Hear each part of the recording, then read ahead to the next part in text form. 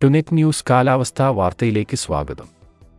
സംസ്ഥാനത്ത് ഇന്നും ഒറ്റപ്പെട്ട ശക്തമായ വേനൽമഴയ്ക്ക് സാധ്യതയെന്ന് കേന്ദ്ര കാലാവസ്ഥാ നിരീക്ഷണ വിഭാഗം. ഇന്നും എല്ലാ ജില്ലയിലും മഴസാധ്യതയുണ്ടെന്നാണ് കാലാവസ്ഥാ വിഭാഗം അറിയിച്ചിരിക്കുന്നത്. ഒറ്റപ്പെട്ട ശക്തമായ മഴയ്ക്ക് സാധ്യതയുള്ളതിനാൽ വയനാട് ജില്ലയിൽ ഇന്നും യെല്ലോ അലർട്ട് പ്രഖ്യാപിച്ചിട്ടുണ്ട്.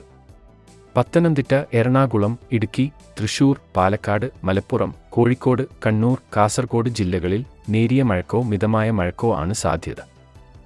ബാക്കി ജില്ലകളിൽ നേരിയ മഴക്കാണ് സാധ്യതയുള്ളത്. സംസ്ഥാനത്ത് അടുത്ത ദിവസങ്ങളിലൊക്കെയും വേനൽമഴയ്ക്ക് സാധ്യതയുണ്ടെന്നാണ് കേന്ദ്ര കാലാവസ്ഥാ നിരീക്ഷണ വിഭാഗം അറിയിക്കുന്നത്. സംസ്ഥാനത്ത് മെയ് 15 വരെ പരക്കെ വേനൽമഴ ലഭിക്കുമെന്ന് സ്വകാര്യ കാലാവസ്ഥാ നിരീക്ഷണ വിഭാഗമായ മെറ്റ്ബീറ്റ് വെതറിലെ നിരീക്ഷകർ പറഞ്ഞു. ഇടിമിന്നലോടുകൂടിയ മഴ ആയിരിക്കും പലയിടത്തും ലഭിക്കുക. മഴക്കൊപ്പം ശക്തമായ കാറ്റിനും സാധ്യതയുണ്ട്.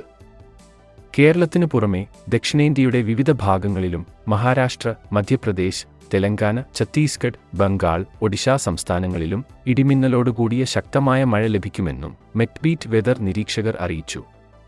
അതേസമയം സംസ്ഥാനത്ത് വേനൽമഴ ശക്തിപ്പെടുകയും കൂടുതൽ പ്രദേശങ്ങളിൽ ലഭിക്കുകയും ചെയ്തതോടെ പകൽ താപനിലയിൽ കുറവ് വന്നിട്ടുണ്ട്. മധ്യകേരളത്തിലാണ് താപനിലയിൽ കാര്യമായ കുറവ് വന്നിരിക്കുന്നത്.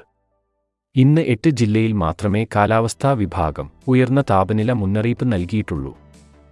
കാലാവസ്ഥാ വാർത്തകൾ കൃത്യമായി ലഭിക്കാൻ ചാനൽ സബ്സ്ക്രൈബ് ചെയ്യുക. നന്ദി.